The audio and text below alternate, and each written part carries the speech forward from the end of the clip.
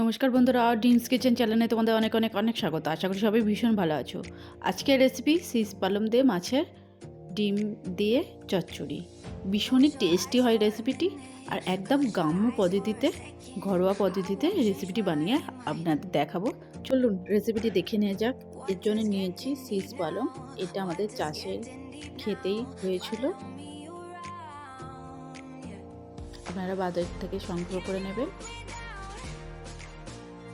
দেখুন কত সুন্দর আর কতটা ফ্রেশ।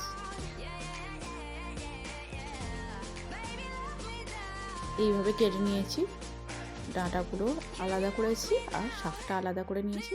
এখানে নিয়েছি বেগুন, আলু আর শিম, ভালো করে কেটে নিয়েছি। এবার একটা কড়াইয়ের মধ্যে তেল গরম করতে দিয়ে আমি আলুটা আগে ভেজে নেব।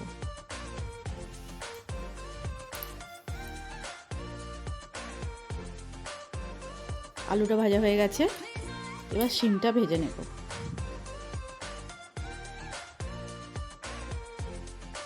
আমি সমস্ত সবজি খুব বেশি ফ্রাই করব না।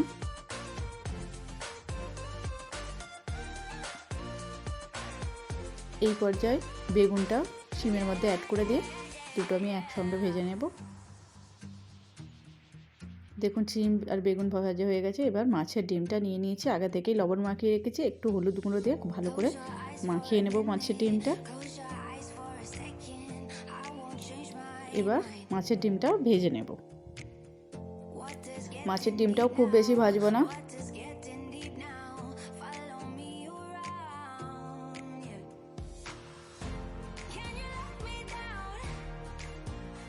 মাছের ডিমটা ভাজা হয়ে গেছে। এবার আরেকটু তেল দিয়ে দিলাম 5 ফোড়ন আর তেজপাতা ফোড়নে, আর দিয়ে দিয়েছি অল্প একটু রাঁধুনি।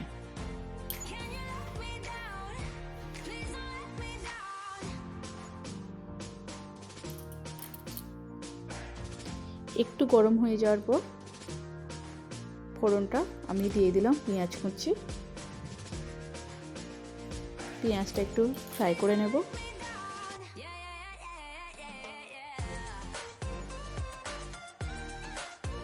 পেঁয়াজটা ফ্রাই করা হয়ে গেছে। এবার একটা বাটা মশলা এর মধ্যে অ্যাড করলাম। বাটার মশলার মধ্যে দিয়েছি জিরে, মৌরি, আদা, কাঁচা লঙ্কা। 2 চামচের মতন বাটা মশলাটা আমি ইউজ করেছি। মশলাটাকে ভালো করে কষিয়ে নিয়ে আমি দিয়ে দিলাম হলুদ গুঁড়ো, জিরা গুঁড়ো, ধনিয়া গুঁড়ো। এই মশলাটাকে এবার ভালো করে কষিয়ে নিতে হবে।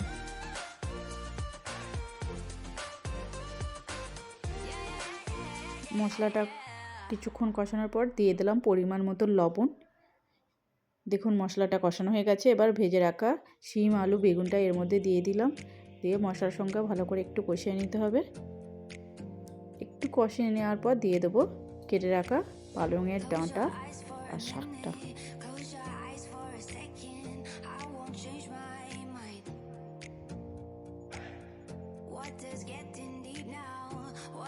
এবার দিয়ে দিলাম শাকটা, দিয়ে আমি 2 মিনিটের জন্য ঢেকে দেব।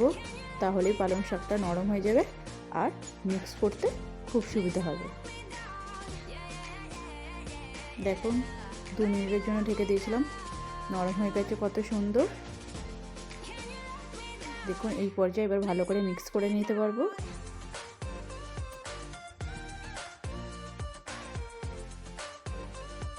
মশলার সঙ্গে পালংয়ের ডাঁটিটা ভালো করে মিক্স করে নিয়েছি। 5 মিনিটের জন্য ঢেকে দিয়েছিলাম অল্প একটু জল অ্যাড করে।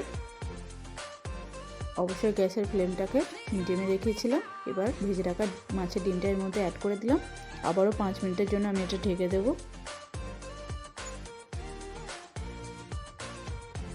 5 মিনিট পর দেখুন আমাদের চচ্চড়িটা রেডি হয়ে গেছে। এবার ভেজে রাখা জিরা গুঁড়ো আমি এর মধ্যে অ্যাড করে দিলাম, দিয়ে নামিয়ে নেব। আমি খুব বেশি জল অ্যাড করিনি, মিডিয়াম ফ্লেমে ঢাকা দিয়ে দিয়ে রান্নাটা করেছি। দেখুন কত সুন্দর হয়েছে, আর টেস্টটাও ভীষণ সুন্দর এসেছিল। অবশ্যই তোমরা বাড়িতে ট্রাই করে দেখো আর কমেন্ট করে জানাও রেসিপিটি তোমাদের কেমন লাগলো। আর ভিডিওটিতে ভালো লেগে থাকলে একটি কমেন্ট করে চ্যানেলটিকে সাবস্ক্রাইব করে নেবে। আজকের মতন এই পর্যন্ত, আবারও দেখা হচ্ছে পরবর্তী রেসিপি নিয়ে।